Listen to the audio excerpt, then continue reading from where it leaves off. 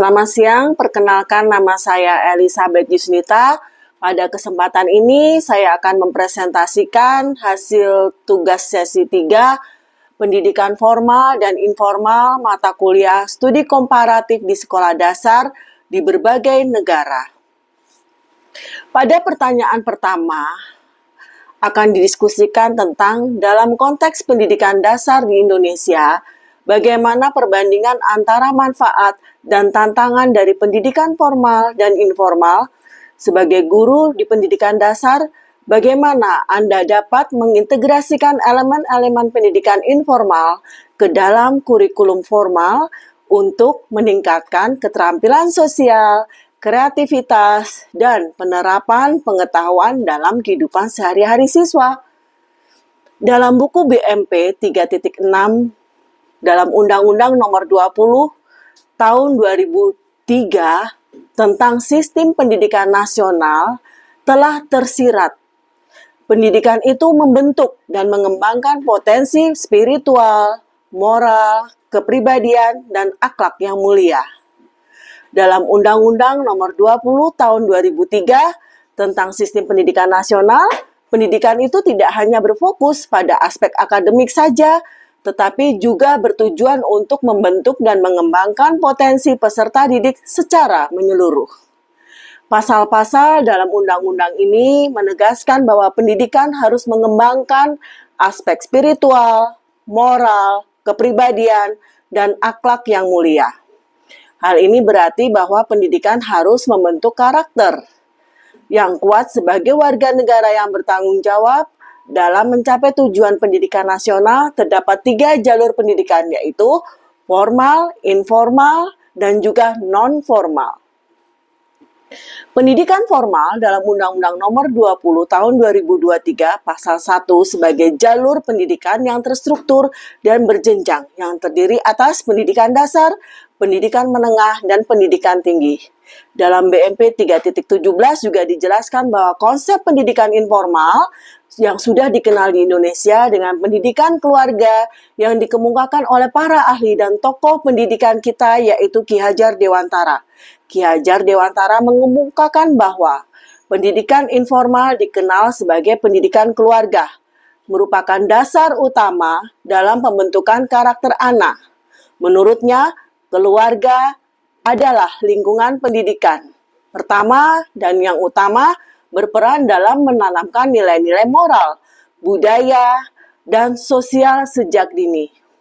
Konsep ini sejalan dengan filosofi Ingarso Sungtulodo Ing Madyo Mangunkarso Tutwuri Handayani yang menekankan keteladanan, motivasi, dan dukungan dalam mendidik anak baik di lingkungan keluarga maupun di lingkungan masyarakat. Dalam konteks pendidikan dasar di Indonesia, pendidikan formal, informal juga memiliki manfaat dan tantangan masing-masing. Berikut adalah perbandingannya. Pendidikan formal, manfaatnya adalah dalam BMP 3.1 dijelaskan bahwa pendidikan formal bermanfaat untuk membentuk kemampuan manusia sejalan dengan masing-masing potensi yang dimilikinya. Pendidikan formal berperan dalam mengembangkan potensi individu secara sistematis melalui kurikulum yang terstruktur, melalui jenjang pendidikan yang jelas seperti sekolah dasar hingga perguruan tinggi. Dan pendidikan formal membantu peserta didik memperoleh pengetahuan, keterampilan, dan kompetensi akademik, tetapi juga membentuk karakter dan keterampilan yang diperlukan untuk berkontribusi dalam masyarakat. Pendidikan formal menjadi salah satu sarana bagi perubahan sosial masyarakat menjadi lebih baik sesuai dengan ukuran ideal masyarakat. Pendidikan formal berperan sebagai agen perubahan dengan membekali individu pengetahuan, keterampilan, dan nilai-nilai yang diperlukan untuk membangun masyarakat yang lebih baik. Melalui pendidikan, masyarakat dapat meningkatkan kualitas hidup, mengurangi kesenjangan sosial, serta menciptakan warga negara yang lebih sadar akan hak dan kewajibannya. Dengan demikian, pendidikan formal membantu menciptakan perubahan sosial yang selaras dengan nilai-nilai ideal suatu masyarakat. Yang ketiga, meningkatkan pengetahuan dan keterampilan. Pendidikan formal memberikan ilmu yang terstruktur sesuai dengan kurikulum. Siswa mempelajari matematika, bahasa Indonesia, sains di sekolah untuk meningkatkan kemampuan berpikir logis dan analitis. Membentuk karakter moral. Pendidikan menanamkan nilai-nilai etika, disiplin, dan tanggung jawab. Sekolah menerapkan pendidikan karakter dengan mengajarkan sikap jujur, disiplin, dan kerjasama melalui mata pelajaran Pancasila dan kewarganegaraan. Meningkatkan kesempatan kerja. Lulusan pendidikan formal memiliki sertifikat dan keterampilan yang diakui. Seorang lulusan teknik dari perguruan tinggi memiliki peluang lebih besar untuk mendapatkan pekerjaan di industri teknik. Mendukung perubahan sosial. Pendidikan membentuk individu yang sadar akan hak dan kewajiban serta berkontribusi dalam masyarakat. Lulusan hukum dari universitas dapat menjadi advokat untuk membela hak-hak masyarakat.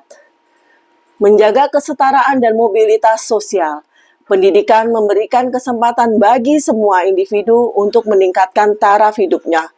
Program beasiswa bagi siswa kurang mampu memungkinkan mereka melanjutkan pendidikan ke jenjang yang lebih tinggi dan memperbaiki kondisi ekonomi keluarga.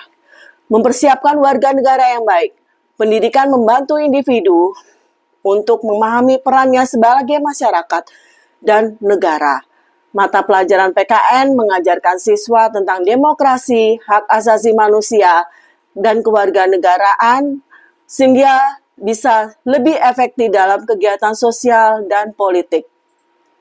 Manfaat pendidikan informal. Pertama, menanamkan nilai-nilai moral dan etika. Pendidikan informal, terutama keluarga, membantu membentuk karakter sejak dini. Orang tua mengajarkan tentang nilai jujur, disiplin, tanggung jawab melalui kebiasaan sehari-hari seperti meminta izin sebelum mengambil barang dari orang lain.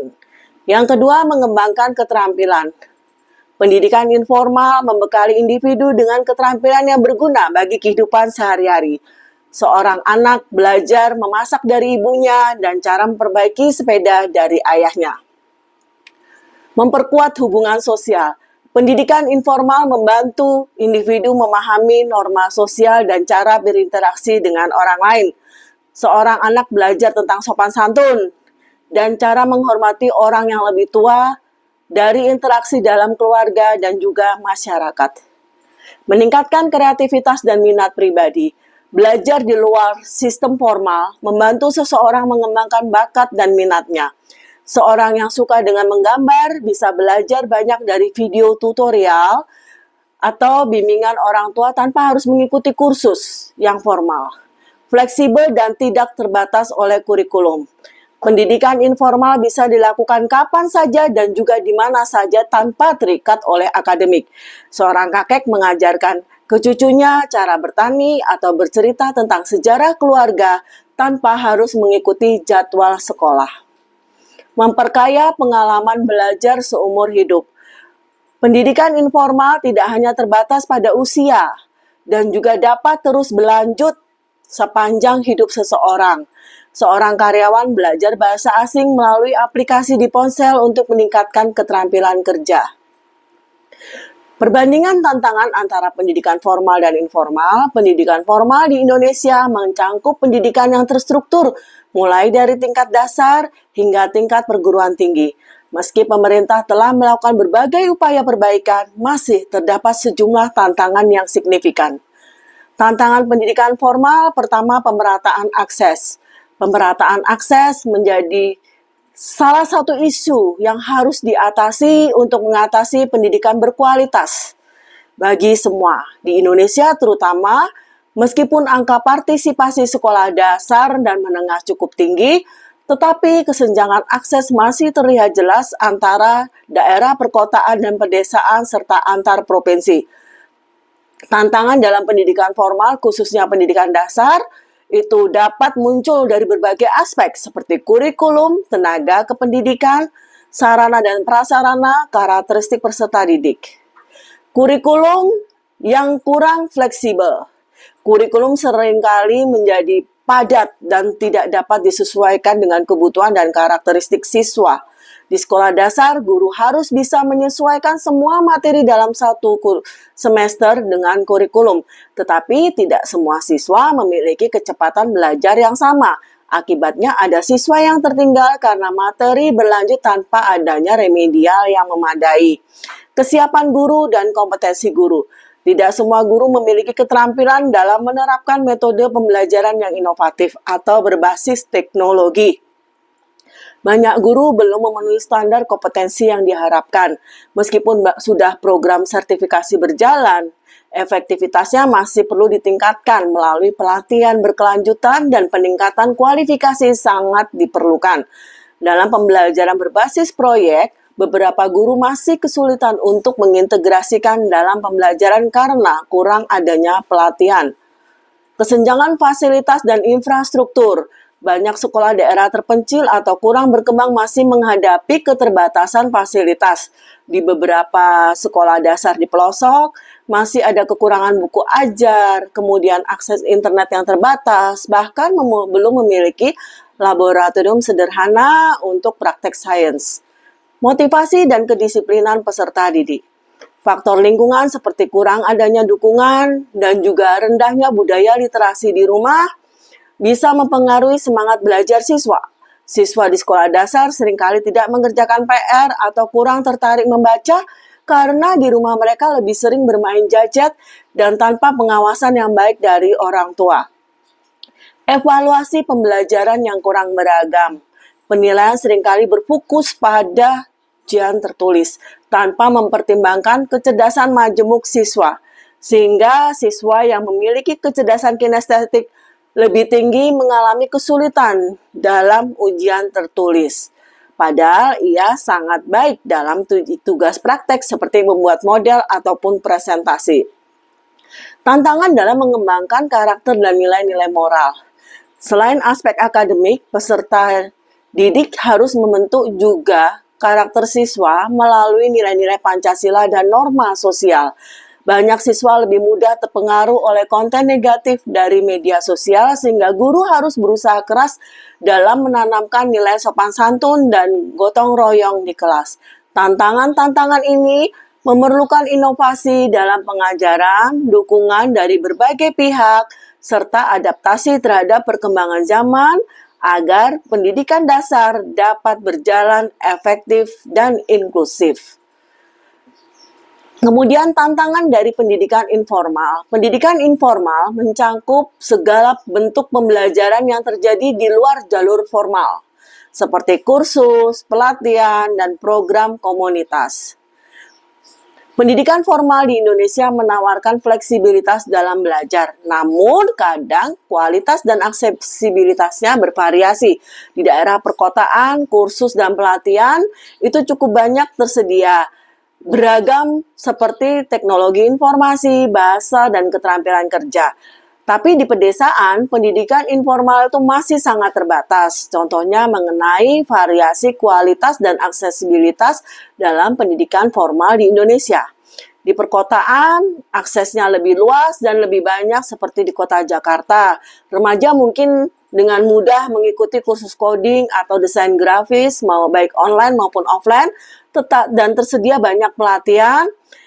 Selain itu juga dalam bahasa Inggris ya, di daerah perkotaan tuh sangat banyak penyelenggaraan kursus bahasa Inggris. Sementara di pedesaan itu terutama sebagai contoh di desa di Kalimantan, seorang pemuda ingin belajar keterampilan digital seperti editing video harus menghadapi keterbatasan akses internet dan kurangnya lembaga pelatihan. Di daerah pendidikan informal lebih berbentuk pelatihan pertanian seperti kelompok tani, atau sedikit teknologi dan keterampilan modern lainnya. Perbedaan ini menunjukkan bahwa akses dan kualitas pendidikan informal masih bergantung pada lokasi dan infrastruktur di suatu daerah. Integrasinya dengan pendidikan formal. Pendidikan informal yang baik harus dapat diintegrasikan dengan pendidikan formal, namun di Indonesia integrasi ini masih lemah. Program-program pendidikan informal seringkali tidak mendapat kesetaraan atau pengakuan dari pendidikan formal, seperti kurangnya mendukung perkembangan peserta didik secara komprehensif. Kurangnya standar kualitas. Pendidikan informal tidak memiliki standar kurikulum yang seragam, sehingga kualitasnya berbeda. Contoh, dua kursus lembaga memiliki metode pembelajaran yang berbeda, di mana satu menggunakan teknik modern berbasis teknologi, sementara yang lain masih menggunakan konvensional tanpa media interaktif. Kurang pengakuan resmi. Sertifikat dari pendidikan informal seringkali tidak diakui oleh dunia kerja atau institusi pendidikan formal. Seorang yang bekerja di desain grafis secara otodidak ataupun melalui kursus online tanpa sertifikat resmi seringkali kesulitan mendapatkan pekerjaan dibandingkan dengan yang lulusan universitas yang memiliki gelar. Motivasi dan konsistensi peserta didik. Karena pendidikan formal itu bersifat fleksibel, banyak peserta didik yang kurang disiplin dan mudah menyerah. Seorang yang belajar program secara online melalui platform seringkali tidak menyelesaikan kursusnya karena kurangnya dorongan eksternal seperti ujian ataupun tugas yang wajib. Biaya yang tidak terjangkau bagi sebagian orang. Meskipun banyak sekali penyelenggaraan kursus gratis, tetapi beberapa penyelenggaraan berkualitas tinggi seringkali membutuhkan biaya yang tidak sedikit. Pelatihan digital marketing di lembaga ternama bisa mencapai jutaan rupiah, yang sulit terjangkau oleh masyarakat yang berpenghasilan rendah di daerah pedesaan. Tantangan-tantangan ini menunjukkan bahwa meskipun pendidikan informal memberikan fleksibilitas, perlu diadanya upaya pemerintah dan masyarakat untuk meningkatkan akses, kualitas, pengakuan terhadap pendidikan informal agar lebih bermanfaat bagi semua kalangan. Yang C, bagaimana Anda dapat mengintegrasikan elemen-elemen pendidikan informal ke dalam kurikulum formal untuk meningkatkan keterampilan sosial, kreativitas, dan menerapkan pengetahuan dalam kehidupan sehari-hari siswa. Mengintegrasikan elemen pendidikan informal ke dalam kurikulum formal, pendidikan informal dapat dipadukan dengan meningkatkan keterampilan sosial, kreativitas, penerapan pengetahuan dalam kehidupan sehari-hari. Pertama, dengan pembelajaran berbasis proyek, menerapkan metode dari kursus atau komunitas kreatif dalam berbagai akademik. Dalam pelajaran pendidikan Pancasila, siswa diminta untuk membuat proyek video pendek tentang praktek gotong royong di lingkungan mereka, seperti yang sering diajarkan dalam komunitas film pendek. Kolaborasi dengan komunitas atau lembaga kursus, mengundang praktisi dari pendidikan informal untuk memberi pengalaman nyata kepada siswa. Dalam pembelajaran seni budaya, sekolah bekerja sama dengan komunitas seni lokal untuk mengajarkan batik, sehingga siswa tidak hanya belajar teori, tetapi juga keterampilan praktis. Kegiatan ekstrakurikuler yang terarah menyediakan wadah bagi siswa di sekolah dasar, ekstrakurikuler robotika yang terinspirasi dari kursus informal seperti decoding, orang dapat membantu siswa belajar secara kritis dan inovatif. Penerapan pendekatan pembelajaran dalam kehidupan sehari-hari menghubungkan pembelajaran di kelas dengan pengalaman nyata yang biasa diperoleh dari pendidikan informal. Dalam pelajaran matematika, siswa diajak melakukan stimulasi di pasar untuk memahami konsep keuangan dan transaksi seperti sering diajarkan dalam komunitas kewirausahaan remaja. Kemudian pemanfaatkan teknologi dan pembelajaran digital. Menggunakan platform pendidikan informal sebagai pelengkap kurikulum formal. Guru bahasa Inggris menggunakan platform rumah belajar untuk membantu siswa belajar keterampilan berbicara dan mendengarkan di luar jam pelajaran. Proyek kolaboratif, mengadakan proyek kelompok di mana siswa bekerja sama merancang kebun sekolah. Mereka belajar tentang sains, matematika, dan juga keterampilan sosial secara langsung. Penggunaan lingkungan sekitar, mengadakan kelas di luar sekolah, mengamati alam.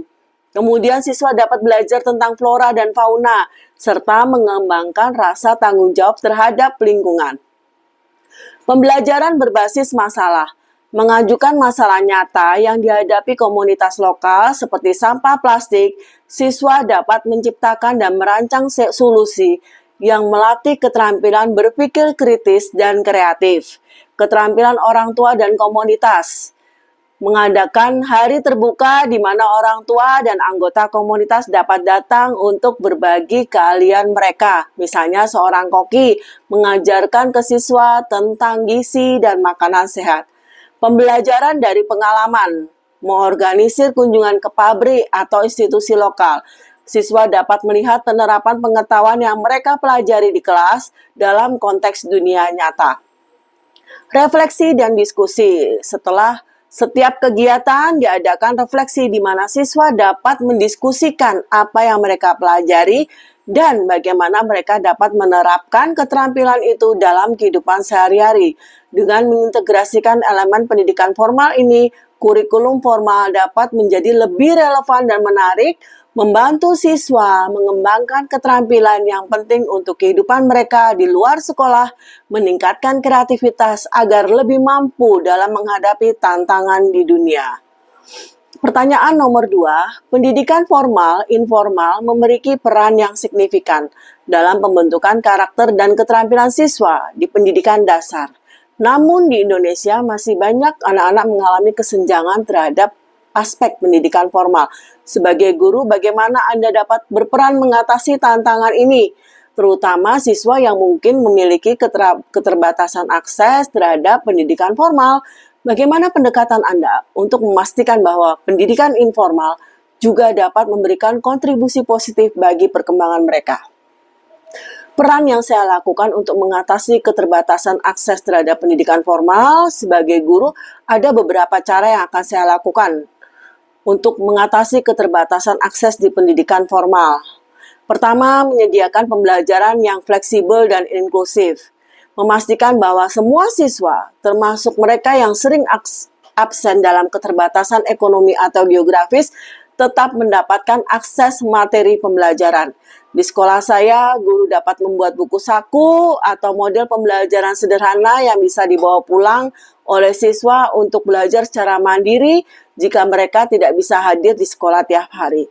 Nomor 2, menggunakan media digital atau teori sederhana.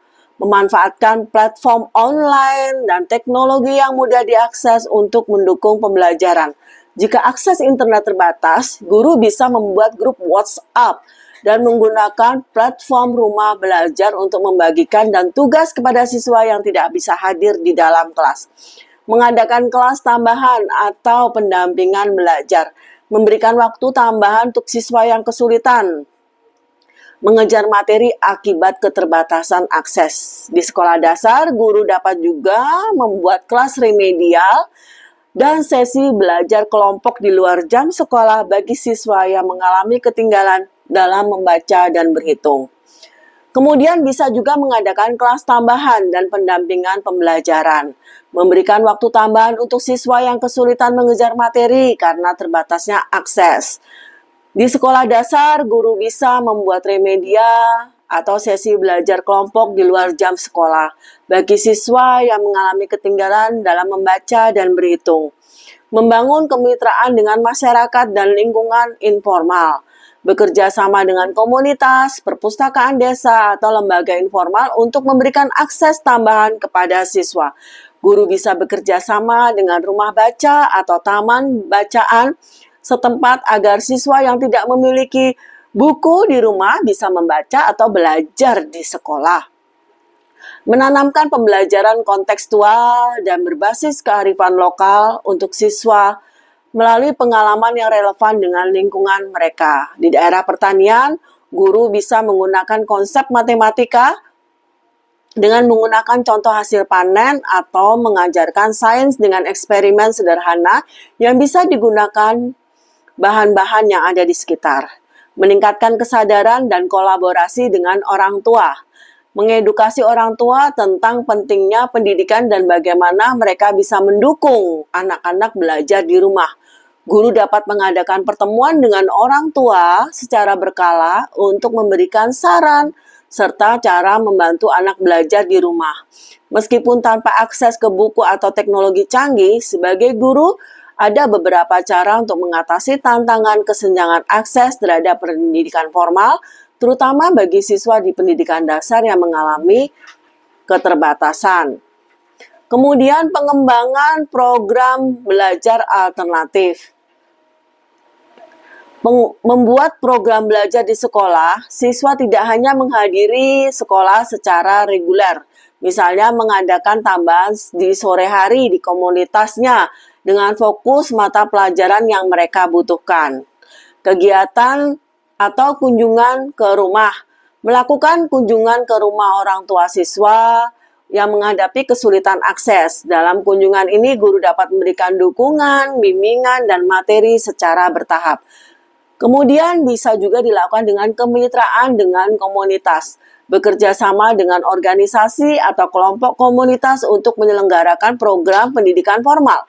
Hal ini bisa berupa kelas keterampilan, seni, atau sains yang diadakan di tempat publik seperti balai desa. Pemberian beasiswa atau bantuan siswa. Menginisiasi program beasiswa untuk siswa yang kurang mampu sehingga mereka dapat bisa membeli buku, alat tulis, transportasi ke sekolah. Guru bisa juga membantu mengumpulkan donasi dari masyarakat. Pengembangan kurikulum yang fleksibel, membuat kurikulum yang disesuaikan dengan kebutuhan termasuk pendekatan pembelajaran yang lebih praktis dalam basis proyek, misalnya mengajak siswa untuk belajar tentang pertanian atau mengadakan kegiatan bertani di sekolah.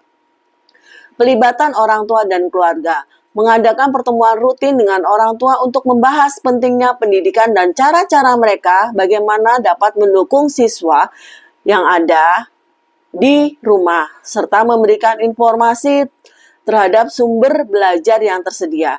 Dengan menerapkan strategi ini, guru dapat membantu mengurangi kesenjangan akses terhadap pendidikan formal dan memastikan bahwa semua siswa, terlepas dari memiliki latar belakang mereka, memiliki kesempatan untuk belajar dan berkembang lebih baik dan lebih layak. Anak mendapatkan kesempatan belajar berkualitas meskipun mengalami kendala keterbatasan. Bagaimana pendekatan Anda untuk memastikan bahwa pendidikan informal juga memberikan kontribusi positif bagi perkembangan mereka? Pendekatan saya untuk memastikan pendidikan informal memberikan kontribusi positif bagi perkembangan siswa. Pertama itu dengan pendekatan berbasis konteks dan lingkungan. Mengajak siswa untuk belajar melalui pengalaman langsung seperti eksplorasi lingkungan sekolah. Mereka memahami konsep-konsep tentang PKN seperti gotong royong dan kebersihan lingkungan. Yang kedua, pendekatan kolaboratif dengan keluarga dan komunitas. Membuat proyek keluarga seperti jurnal nilai Pancasila di rumah, di mana siswa bisa mencatat bagaimana mereka menerapkan nilai-nilai Pancasila dalam kehidupan sehari-hari. Yang ketiga, pembelajaran berbasis keterampilan hidup. Mengajarkan keterampilan pemecahan masalah melalui kegiatan diskusi kelompok yang membahas cara menghadapi konflik kecil di sekolah sehingga mereka dapat belajar tentang norma dan aturan sosial secara praktis. Pendekatan reflektif dan berbasis pengalaman. Menggunakan metode bercerita tentang pengalaman mereka dalam menerapkan sikap jujur, disiplin, kerja sama, lalu meminta mereka merefleksikan pelajaran yang telah dipetiknya. Pendekatan teknologi dan digital, menggunakan platform rumah belajar untuk menyediakan video pembelajaran interaktif tentang sejarah Pancasila atau nilai-nilai kebangsaan yang bisa diakses kapan saja oleh siswa dan orang tua mereka. Memastikan bahwa pendidikan informal itu juga memberikan positif bagi perkembangan siswa di pendidikan dasar.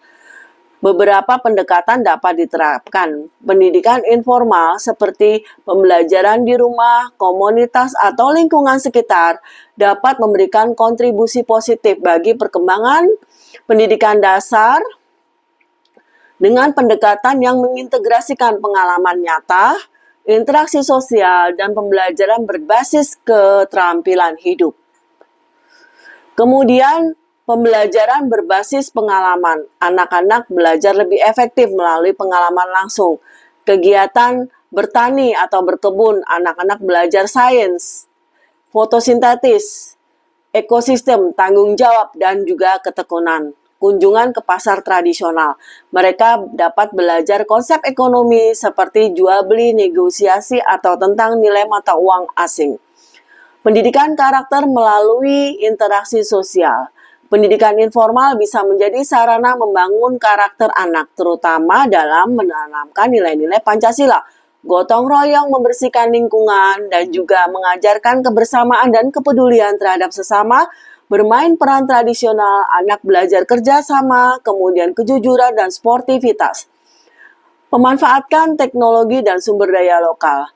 Pembelajaran informal bisa diperkuat dengan teknologi dan budaya lokal, menggunakan platform digital seperti rumah belajar untuk menonton video edukatif, bermain kuis interaktif. Proyek mandiri dan kegiatan kreatif memberikan tantangan yang sederhana untuk mengembangkan kreativitas dan problem solving. Membuat mini proyek daur ulang dari bahan bekas yang mengajarkan tentang lingkungan. Menulis buku harian atau membuat vlog sederhana untuk meningkatkan kemampuan literasi dan membaca. Dengan pendekatan ini, pendidikan formal dapat mendukung pembelajaran di sekolah, menciptakan lingkungan yang holistik, dan membentuk karakter serta keterampilan anak secara menyeluruh. Demikian hasil diskusi saya. Terima kasih atas kesempatan yang diberikan. Mohon saran dan masukannya.